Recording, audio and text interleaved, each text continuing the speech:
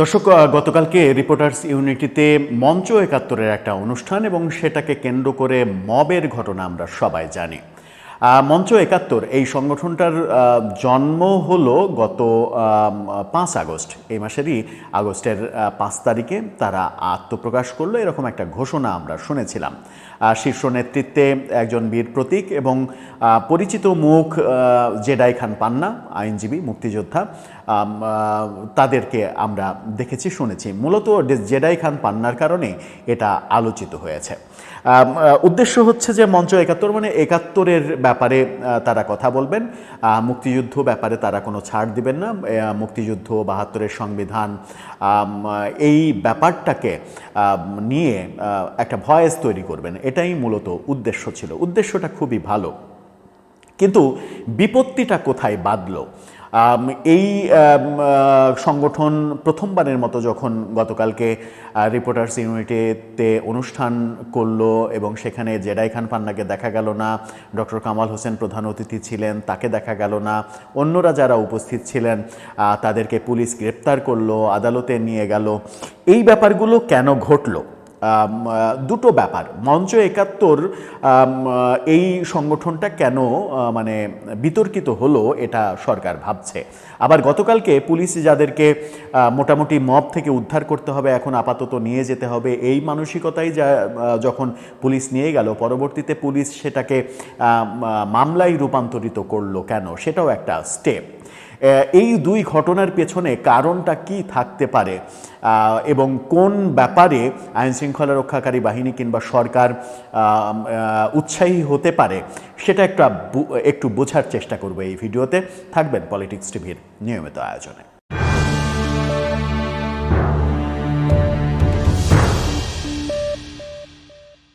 দর্শক, বলছিলাম মঞ্চ একাত্তরের কথা। মুক্তিযোদ্ধা জেডাই খান পান্না যদিও একটা ঘটনার মাধ্যমে তিনি মোটামুটি বিতর্কের জন্ম দিয়েছেন, সেই ঘটনাটা হচ্ছে যে তার ভয়েসটা খুবই গুরুত্বপূর্ণ মনে হচ্ছিল, তিনি ভালো ভয়েস দিচ্ছিলেন, মুক্তিযুদ্ধের প্রশ্নে একেবারে তিনি আপোষহীন ছিলেন, সেটা খুবই প্রয়োজন এই সময়ে বাংলাদেশে, যখন মুক্তিযুদ্ধকে নানাভাবে কলঙ্কিত করার চেষ্টা করা হচ্ছে। সেই সময় তার ভয়েসটা দরকার ছিল, কিন্তু বোধহয় একটা সিদ্ধান্ত ভুল করে ফেলেছিলেন কিনা, সেটা হচ্ছে স্পেসিফিক শেখ হাসিনার মামলা লড়তে যাওয়ার ঘোষণা এবং আদালতে আবেদন করা, এর মাধ্যমে তিনি আওয়ামী লীগ হয়ে গেলেন কিনা, এই ব্যাপারটা মানে অনেকেই মনে করতে পারে। অনেকেই যেমন মনে করতে পারে, তেমনি সরকারও এটাকে খুবই গুরুত্ব দিয়ে ভাবতে পারে যে জেডাই খান পান্না মুক্তিযুদ্ধের পক্ষের ভয়েস না, আওয়ামী লীগের পক্ষের ভয়েস। সুতরাং তার যে তৈরি করা মঞ্চ একাত্তর, সেটাও আওয়ামী লীগের পক্ষে ভয়েস, এটাও সরকারের কাছে একটা সিগন্যাল যেতে পারে। এখন জেডাই খান পান্নার এই সিদ্ধান্তের সঙ্গে আর কোন কোন বিষয় এটাকে মানে সরকারকে উৎসাহ যোগাতে পারে যে এটা আওয়ামী লীগের সংগঠন, অনেক বিষয় জড়িত রয়েছে বলে আমার অবজারভেশনে আমি অন্তত পেয়েছি। বিষয়গুলো কি কি?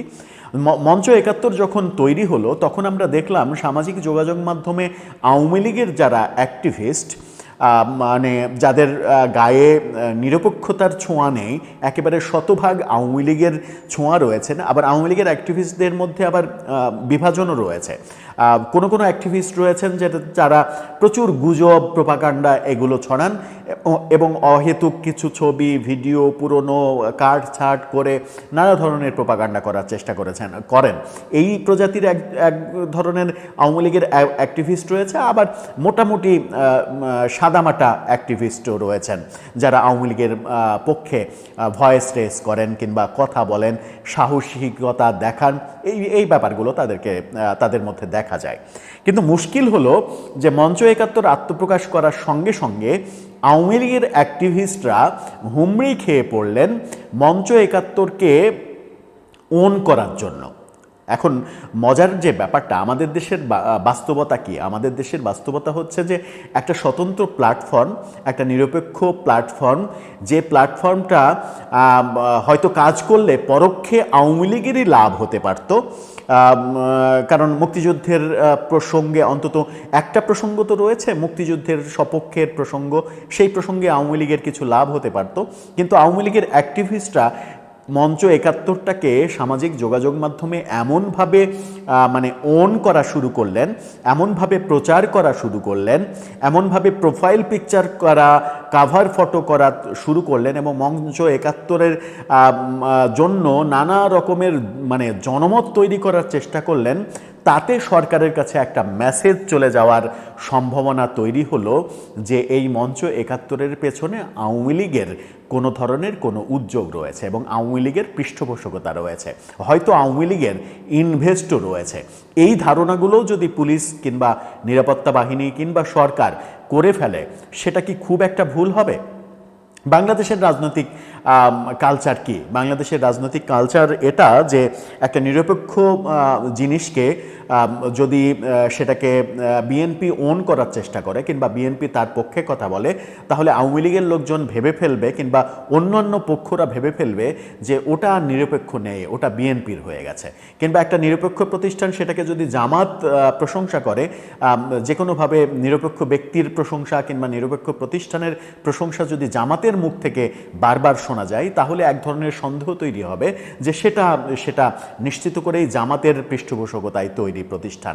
এটাই বাংলাদেশের মানে সাংস্কৃতিক মানে ব্যাপার হয়ে গেছে, কালচারাল একটা মুডে পরিণত হয়েছে এই ব্যাপারটা। এই ব্যাপারটা থেকে আমরা বেরোতে পারিনি। সেই ব্যাপারটাই সম্ভবত এখানে ঘটেছে যে মঞ্চ একাত্তর নিয়ে আওয়ামী লীগের একেবারে স্পেসিফিক আওয়ামী লীগের চিহ্নিত যারা অ্যাক্টিভিস্ট, তারা মঞ্চ একাত্তর নিয়ে অতিরিক্ত পিআর করতে গিয়ে মঞ্চ একাত্তরটাকে নিরপেক্ষ প্রতিষ্ঠান আর রাখেননি, এটাকে দলীয় প্রতিষ্ঠানে পরিণত করেছেন। একাত্তর শব্দটার সঙ্গে একাত্তরের সঙ্গে মুক্তিযুদ্ধের সঙ্গে আওয়ামী লীগের যে মানে গতানুগতিক ব্যাপার রয়েছে যে একাত্তর মানেই আওয়ামী লীগ, মুক্তিযুদ্ধ মানেই আওয়ামী লীগ, এই ব্যাপারটা এখানেও তারা মানে প্রমাণ করতে চেয়েছে এবং প্রতিষ্ঠিত করতে চেয়েছে। তারা মনে করেছে যে আমাদের পক্ষে একটা বড় শক্তির উদয় হলো। তাতে করে দুইটা ব্যাপার হলো, তাতে করে সরকারের কাছে মেসেজ চলে গেল, ভুল মেসেজ, এবং তাতে করে আওয়ামী লীগের জন্য অনেক বেশি খারাপ হলো। না, তিনটা ব্যাপার হলো। তৃতীয় হচ্ছে যে মঞ্চ একাত্তর এই মানে প্ল্যাটফর্মটা বিতর্কিত হয়ে পড়লো। এই প্ল্যাটফর্মটা তার নিরপেক্ষতার যে জায়গাটা, সেই জায়গাটা আমার মনে হয় হারিয়ে ফেললো। গতকালকের এই অনুষ্ঠানটা হওয়ার আগেই এই নিরপেক্ষতার জায়গাটা, এই শব্দ দুটো দিয়ে যে প্ল্যাটফর্ম মঞ্চ একাত্তর, সেই প্ল্যাটফর্মটা হারিয়ে ফেলেছে এবং হারানোর পেছনে আওয়ামী লীগের অতি উৎসাহী এবং মাথায় মগজ না থাকা লোকজন সব থেকে বেশি দায়ী। তারা এটাকে নিরপেক্ষ থাকতে দেয়নি। তারা ভাবেনি যে আখেরে এটা যদি নিরপেক্ষ প্ল্যাটফর্ম হয়ে একাত্তর, মুক্তিযুদ্ধ এই ব্যাপারে একটা মানে শক্ত ভিত্তি তৈরি করতে পারে, তাহলে আখেরে গিয়ে এটা আওয়ামী লীগেরই লাভ হবে।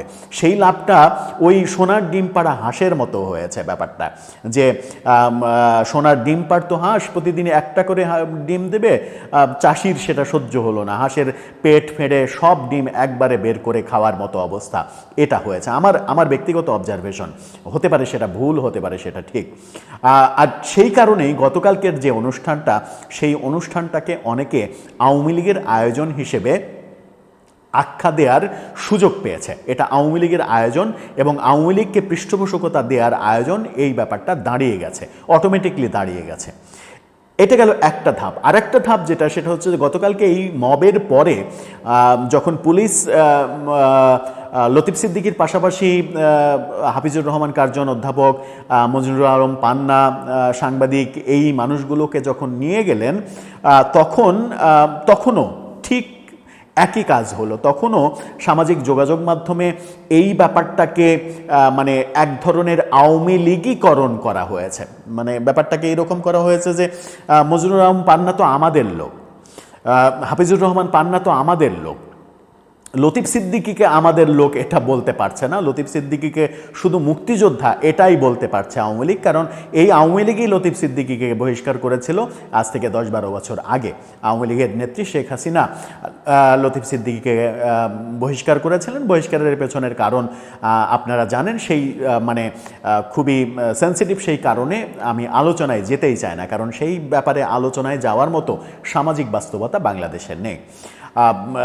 এই যে আওয়ামী লীগের অ্যাক্টিভিস্টরা মঞ্জুরুল আলম পান্নাকে কিংবা হাফিজুর রহমান কার্জনকে কিংবা যাদেরকে নিয়ে গেছে তাদেরকে আওয়ামী লীগ অতিরিক্ত প্রচারে এবং তাদের প্রচারের ভাষা, তাদের প্রচারের অ্যাপ্রোচ, সেটার মাধ্যমে আমার মনে হয়েছে যে ফেসবুকময় একটা ব্যাপার প্রতিষ্ঠিত হয়ে গেছে যে মঞ্জুরুল আলম পান্না কিংবা হাফিজুর রহমান কার্জনরা সম্ভবত আওয়ামী লীগের ডাক সাইটে কোনো নেতা, এভাবেই প্রচার করা, মানে সরাসরি শব্দ ব্যবহার না করলেও এভাবেই প্রতিষ্ঠিত করার চেষ্টা করা হয়েছে। পুলিশের প্রথম দিকে মনোভাব ছিল যে এখান থেকে তাদেরকে সেফটি গার্ড দিয়ে নিয়ে যাওয়া হচ্ছে, নিয়ে যাওয়া ছাড়া কোনো উপায় নাই। কিন্তু রাতে পুলিশের মোটিভ চেঞ্জ হয়ে গেল। পুলিশ সন্ত্রাস দমন আইনে এই 15-16 জনকে গ্রেপ্তার দেখিয়ে দিল। এর পেছনেও এই ব্যাপারটা, এই যে বললাম মঞ্চ 71কে আওয়ামী লীগীকরণ করার একটা চেষ্টা, যে চেষ্টায় তার স্বতন্ত্র প্ল্যাটফর্মের যে ইমেজ, সেই ইমেজটা নষ্ট হয়েছে। এবং ওই ঘটনার পরে, মবের ঘটনার পরে যাদেরকে নিয়ে যাওয়া হয়েছে তাদেরকে নিয়েও যে অ্যাক্টিভিটিস তৈরি করা হয়েছে সামাজিক যোগাযোগ মাধ্যমে সারা দিন ব্যাপী রাত পর্যন্ত, তাতে মনেই হয়েছে যে যাদেরকে ধরা হয়েছে তারা সবাই আওয়ামী লীগের লোক। আরে ভাই, তারা তো সবাই আওয়ামী লীগের লোক না। লতিফ সিদ্দিকী, আমি জানি না মাঝখানে আবার আওয়ামী লীগে তিনি যোগ দিয়েছেন কিনা, এরকম কোনো খবর শুনিনি। কাদের সিদ্দিকী তার পরপরই সংবাদ সম্মেলন করে ভাইয়ের মুক্তি চেয়েছেন, মুক্তিযোদ্ধাদের অপমান। হ্যাঁ, ওখানে অনেক কিছু হয়েছে, মুক্তিযোদ্ধাদের লাঞ্ছিত করা হয়েছে, তাদের কলার চেপে ধরা হয়েছে, তাদেরকে দেয়ালের সঙ্গে খুশে ধরা হয়েছে, তাদেরকে ধাক্কা দিয়ে ফেলে দেওয়া হয়েছে, হ্যান্ডমাইক দিয়ে তাদেরকে আঘাত করা হয়েছে, অনেক কিছু হয়েছে। সেগুলো স্পেসিফিকলি সমালোচনা কর, মানে এখন সমালোচনা তো ধরেন সাংবাদিক মাসুদ কামালও করেছে, সাংবাদিক আনিস আলমগীর তারাও করেছেন। সমালোচনা প্রত্যেকটা সেক্টর থেকেই এসেছে।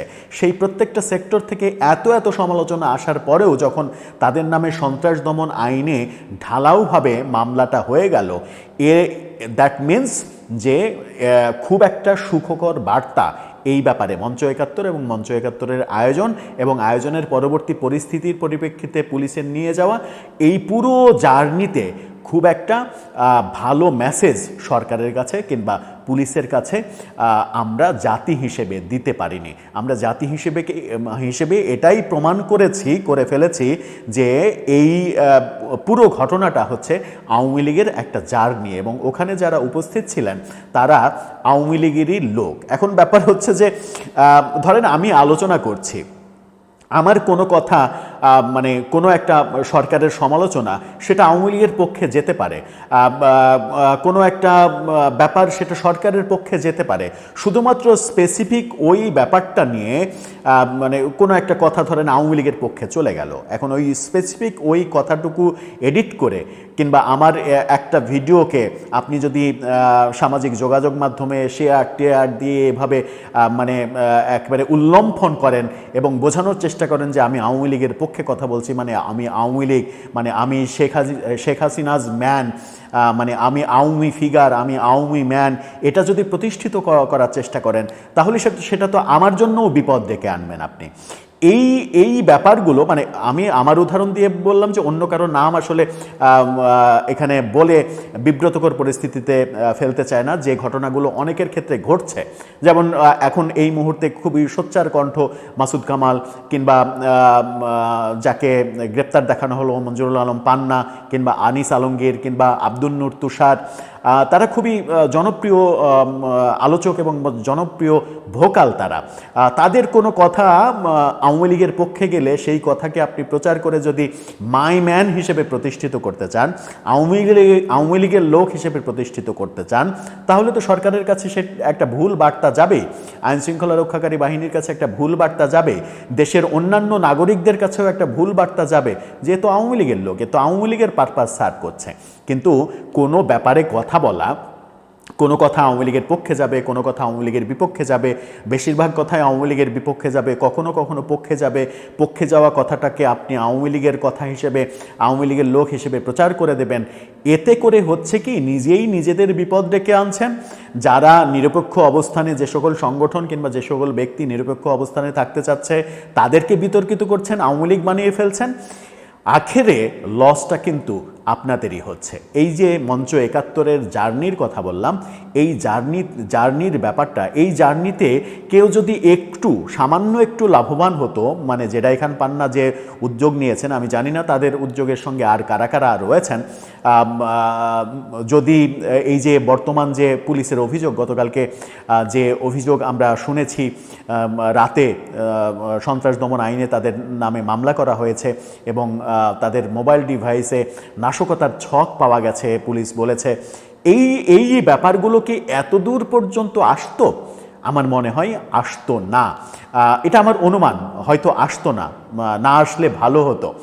কারণ যে ব্যক্তিগুলোকে মানে ওখানে যারা উপস্থিত ছিলেন, ডক্টর সৈয়দ আনোয়ার হোসেন, সাংবাদিক মাহবুব কামাল সহ হাফিজুর রহমান কার্জন, মঞ্জুরুল আলম পান্না, যারা উপস্থিত ছিলেন কিংবা যারা উপস্থিত থাকতে পারেন, এটাও আর একটা রহস্য যে ব্যানারে দেখলাম লেখা, গত রাতে কালের কণ্ঠের মাধ্যমে তাদের ব্যানার দেখতে পেলাম, সেখানে লেখা যে মানে প্রধান অতিথি ডক্টর কামাল হোসেন, কিন্তু অনুষ্ঠানে ডক্টর কামাল হোসেনকে দেখিনি।